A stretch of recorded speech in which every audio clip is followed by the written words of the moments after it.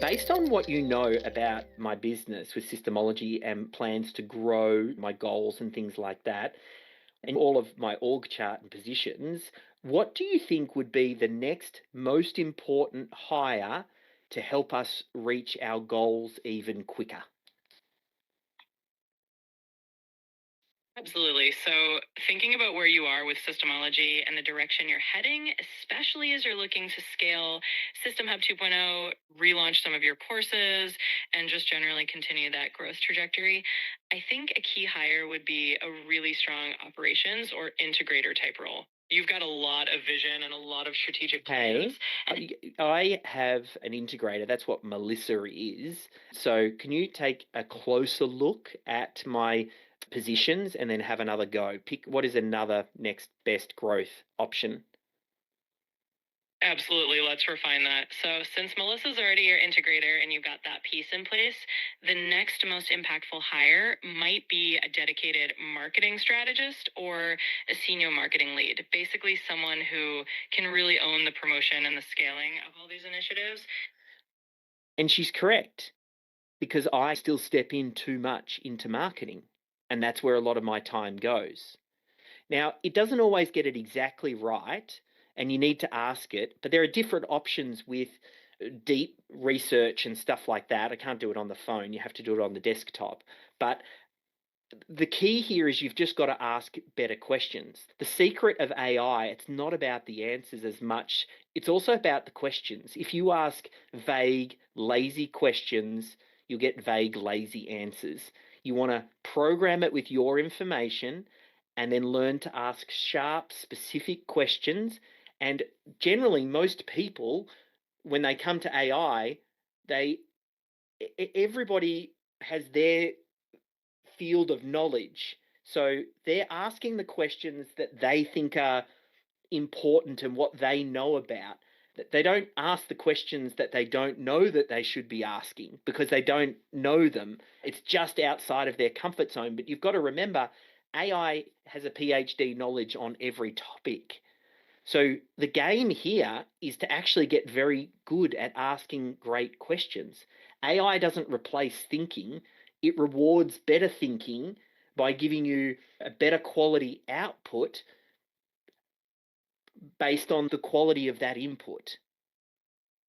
And I'm telling you now, all of us are not using AI enough asking the right questions. The way I use this business brain most recently, so a few of my old EA stepped aside from her position so that she could focus in on her young family. I went through the process of recruiting and I thought, how can I use AI for the whole process all the way through, right? So first thing I did, uploaded all of our position descriptions. I've already taken a Colby test, so I know a little bit about myself. And I uploaded the Colby test as well. It's like a personality test. And then I said, here's what Jerica used to do. And I copied everything out of Asana, just cut and paste all the tasks in there. And I said, okay, so this is what my EA used to do. This is me. This is a bit about the business. Can you help me write a position description for this particular role?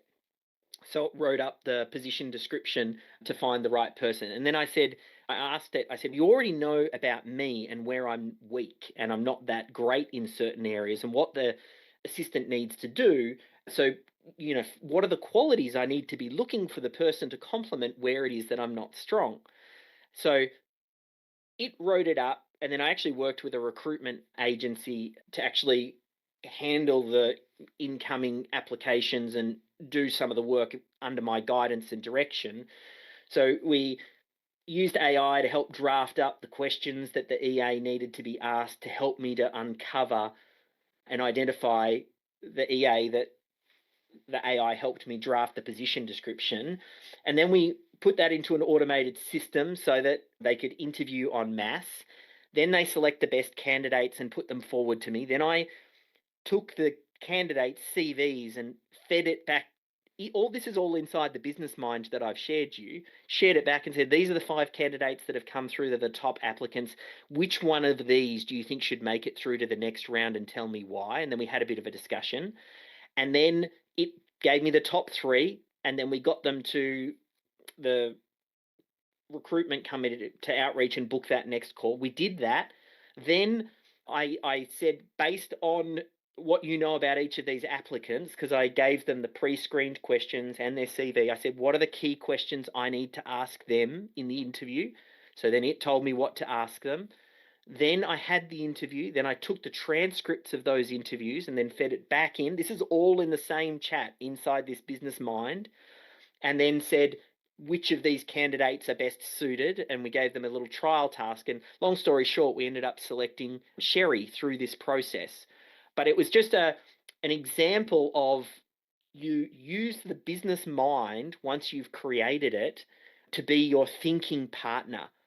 So this is a little bit different from the custom GPTs, because this is more when you're asking questions and specific questions, and you might not design out a custom GPT for that particular process. That's how I would use the business mind.